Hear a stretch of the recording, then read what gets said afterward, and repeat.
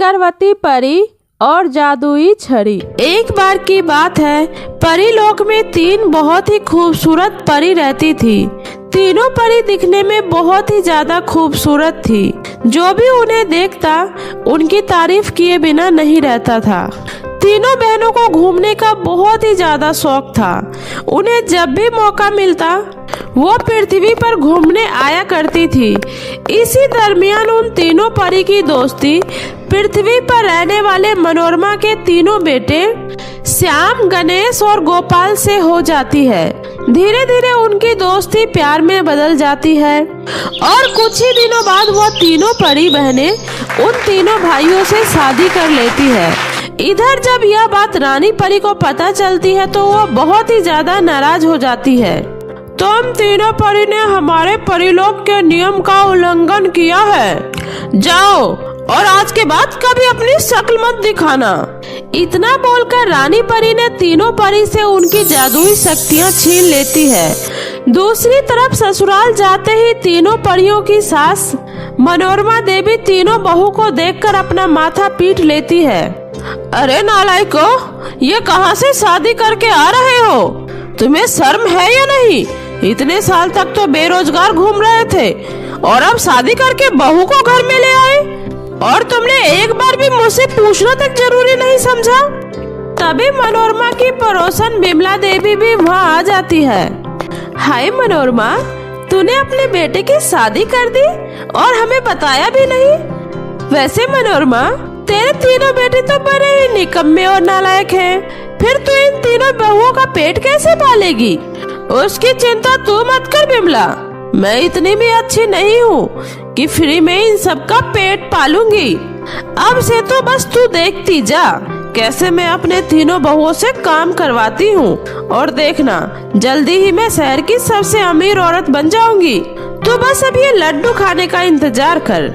उसके बाद मनोरमा देवी अपनी पुश्तैनी जमीन बेचकर उन पैसों से अपने तीनों बहुओं के लिए एक बहुत बड़ा ब्यूटी पार्लर खुलवाती है। उन तीनों परी बहनों को बहुत ही अच्छा मेकअप करना आता था। देखते ही देखते उनके ब्यूटी पार्लर की चर्चा पूरे गांव में फैल जाती है। फिर क्या था, गांव की सभी लड़कियां अपना अपना मेकअप करवाने के लिए उन परी बहनों के ब्यूटी पार्लर के आगे लाइन लगाने लगती है। वहीं दूसरी तरफ काजल नाम की एक लड़की भी ब्यूटी पार्लर चलाती थी, लेकिन परियों के ब्यूटी पार्लर चलाने के बाद से कोई भी लड़की उसके ब्यूटी पार्लर में मेकअप कराने नहीं आती थी, जिस वजह से वो पूरे दिन बेकार बैठी रहती थी। इस बात से काजल को बहुत ही ज्यादा चिढ़ थी। इन तीनों परियों की वजह से मेरा पूरा का पूरा धंधा ही चौपट हो गया है। मुझे कैसे भी करके इन परियों का धंधा बंद करवाना होगा। मैं आज ही अपनी सहेली सकीरा जादूगरनी से मिलती हूँ। उसके बाद काजल अपनी दोस्त सकीरा जादूगरनी के पास जाकर मदद मांगती है। सकीरा जादूगरनी के होते हुए तुझे किसी बात की चिंता करने की जरूरत नहीं है काजल। अब बस तुम देखती जाओ, मैं उन तीनों परी बहनों की वो हालत करूंगी कि किसी का मेकअप करना तो दूर, वो अपने आप को भी आईने में देखने से डरेगी। हा हा हा। उसके बाद सकीरा जादूगरनी अपने जादुई तोते के गले में काली घाटी का पानी बांध देती है और मन ही मन कुछ मंत्र पढ़कर उसे हवा में उड़ा देती है। उसके बाद सकीरा जादूगरनी का तोता उड़ता हुआ मनोरमा देवी के घर जा पहुंचता है और खिड़की के रास्ते रसोई घर में दाखिल हो जाता है।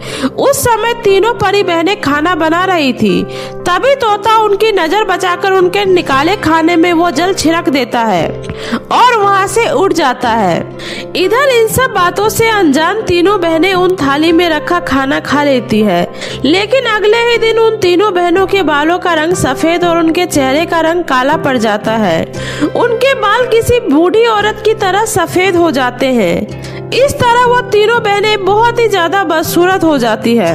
अरे ये क्या हो गया? अचानक हम तीनों बहनें इतने बदसूरत कैसे हो गए? हाँ, मेरे भी कुछ समझ में नहीं आ रहा है कि आखिर हमारे साथ ये हो क्या रहा है।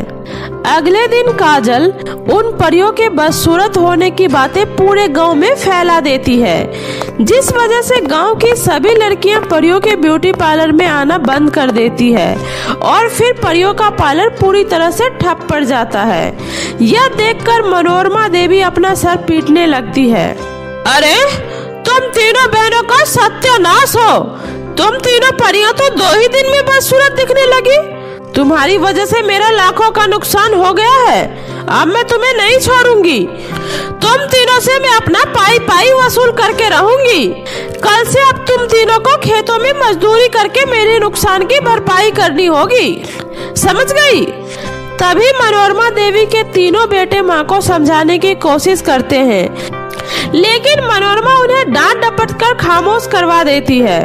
अपनी सास के डर से तीनों परियां खेतों में काम करने लगती है, लेकिन वो तीनों परियां बहुत ही नाजुक थी, जिस वजह से उन्हें खेतों में काम करने में बहुत ही ज्यादा परेशानी होती थी।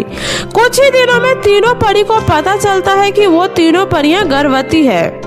माँ जी, हम तीनों इस समय गर्भवती हैं। देखिए, परी होने की वजह से हमने कभी मेहनत का काम नहीं किया। कृपया मेहरबानी करके इस समय हमसे खेतों में काम नहीं करवाइए, वरना हम तीनों परियों के साथ साथ हमारे होने वाले बच्चों की भी जान खतरे में पड़ जाएगी। अरे मुझे बेकार के बहाने मत सुनाओ। मैं तुम तीनों बहनों के झांसे में नहीं आने वाली हूँ। चुपचाप जाकर खेतों में काम करो, तभी इस घर में रहने को मिलेगा, समझ गई? इस तरह बेरहम मनोरमा को अपनी गर्भवती बहुओं पर जरा भी तरस नहीं आता है और वह उनसे मजदूरी करवाना जारी रखती है। एक दिन तीनों परियां खेतों में काम कर रही थी, तभी सकीरा जादूगरनी की नजर उस पर पड़ती है। अरे इस समय तो ये तीनों परियां गर्भवती है। गर्भवती परियों की बलि चढ़ाने से मैं तो संसार की सबसे शक्तिशाली जादूगरनी बन जाऊंगी। मुझे किसी भी तरह इन तीनों परियों को मारकर इनकी बलि चढ़ानी होगी, वरना ऐसा मौका मुझे दोबारा नहीं मिलेगा। मैं आज ही जाकर अपनी दोस्त काजल से इस बारे में बात करती हूँ। इसके बाद सकीरा जादूगरनी काजल के घर पहुंचकर उसे अपने बुरे इरादे के बारे में बताने लगती है। सुनो काजल, अगर हम उन तीनों परियों को मारकर पूर्णिमा को चामुंडा देवी को इसका भोग लगाए तो देवी बहुत ही ज्यादा प्रसन्न होकर हमें संसार की सबसे ताकतवर जादूगरनी बना देगी और उसके बाद इस पूरे संसार पर हम दोनों का राज होगा। अरे वाह, यह तो बहुत ही सुनहरा मौका है। अगर एक बार ये हो गया फिर तो हमारे पास किसी भी चीज की कोई कमी नहीं होगी। चलो कल ही हम उन तीनों परियों का काम तमाम कर देते हैं। फिर अगले दिन वो तीनों परियां खेतों से काम करके घर लौट रही थी, तभी जादूगरनी ने उस पे अपना काला जादू करके तीनों परियों को बेहोश कर देती है। फिर काजल और सकीरा मिलकर उन्हें एक नदी के किनारे ले जाकर पिंजरे में बंद कर देती है। उसके बाद वो दोनों देवी की पूजा करने वहाँ से निकल जाती है। होश में आने के बाद अपने आप को पिंजरे में कैद देखकर तीनों बहनें हैरान हो जाती है। अरे ये क्या हो गया? हम पिंजरे में कैसे आ गए? लगता है किसी ने हमें धोखे से पकड़ा है। हाँ, तू बिल्कुल सही कह रही है। मुझे लगता है ये किसी चुड़ैल या जादूगरनी का काम है। हमें किसी भी तरह से इन पिंजरों से बाहर निकलना होगा। तभी उन तीनों बहनों की नजर आसमान में उड़ रहे परी देश के चिड़ियों पर पड़ती है। तीनों बहनें आवाज देकर उन चिड़ियों को अपने पास बुला लेती है और उस चिड़िया से मदद मांगने लगती है। अरे परी दीदी, ये आप लोगों की क्या हालत हो गई है? आप लोग इस पिंजरे में कैसे कैद हो गए? आप अपने जादुई छड़ी का इस्तेमाल करके पिंजरे से बाहर क्यों नहीं आ जाती? नहीं परी देश की चिड़िया, हम ऐसा नहीं कर सकते। हमने पृथ्वी के लड़कों से शादी की थी, इसलिए रानी परी ने नाराज होकर हमसे हमारी सारी जादुई शक्तियाँ छीन ली है। अच्छा, तो ये बात है। मैं अभी रानी परी के महल से आप तीनों की जादुई छड़ी चुरा कर लाती हूँ। उसके बाद चिड़िया हवा में उड़ती हुई रानी परी के कमरे में पहुँचती है और उसके बाद सबकी नजर बचाकर वह चिड़िया चुपके से रानी परी के कमरे में दाखिल हो जाती है। तभी उसे अलमारी के ऊपर तीनों परियों की जादुई छड़ी रखी हुई दिखाई देती है। चिड़िया उन तीनों छड़ी को उठाकर उड़ते हुए परियों के पास पहुंच जाती है।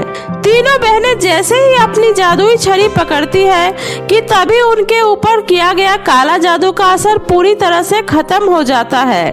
वो तीनों फिर से पहले की तरह खूबसूरत हो जाती है और उसके बाद वो तीनों पिंजरे को तोड़कर बाहर आ जाती है।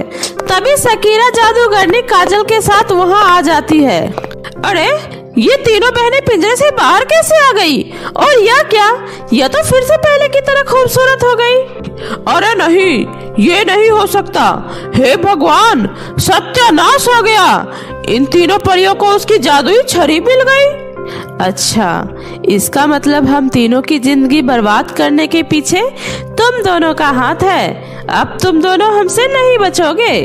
उसके बाद तीनों परी बहनें अपनी जादुई शक्तियों का इस्तेमाल करके सकीरा और काजल को मेढक बनाकर उसी नदी में फेंक देती है। इन दोनों को तो इनके किए की सजा मिल गई। अब हमारी चांडाल सासू माँ की बारी है। चलो उन्हें भी मजा चखा कर आते हैं। और उसके बाद तीनों परी अपने घर आ जाती है और मनोरमा देवी के पैर को पत्थर के रूप में बदल देती है। हाय, ये तुम तीनों ने क्या किया? मुझे पहले की तरह ठीक करो, वरना मैं तुम तीनों का खाल खींच लूंगी।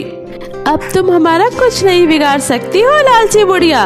ये देख, अब हमारे पास हमारी जादुई छड़ी आ गई है। तुमने आज तक जो हमारे साथ सलूक किए हैं, हम आज सबका हिसाब चुकाएंगे।